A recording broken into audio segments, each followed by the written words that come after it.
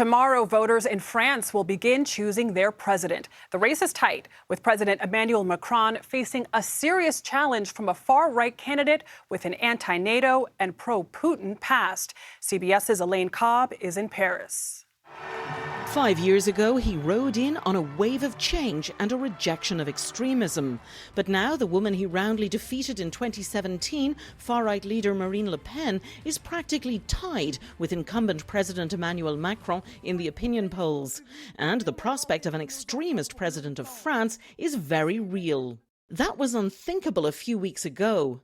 While Macron was engaged in shuttle diplomacy on the war in Ukraine, Le Pen was pushing her new toned-down image.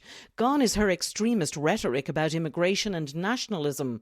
But Martin Quincé of the transatlantic think tank, the German Marshall Fund, says that while her image has been normalised, Le Pen's ideology remains the same. She still advocates for an alliance with Russia, strategic partnerships with Hungary, with Serbia. She said very recently that Vladimir Putin should be an ally of France, even in the context of the war.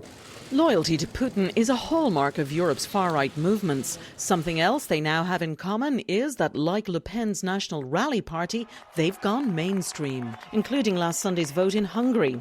While his role on Ukraine increased trust in Macron, Emmanuel Rivière, director of international polling at Kantar Public, says that hasn't spilled over into his campaign. There was a disconnection between his popularity as a president, incumbent president, and the desire for him as a candidate.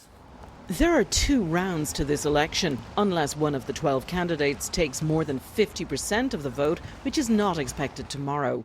It still looks like a Macron-Le Pen runoff on April 24th. A third of those who say they will vote say they'll only make up their mind at the last minute. The fear is many will simply stay home. That could be good news for Macron, whose base is more likely to turn out than Le Pen's. But with just 3 points between them, they both need all the votes they can get. Elaine Cobbe, CBS News, Paris.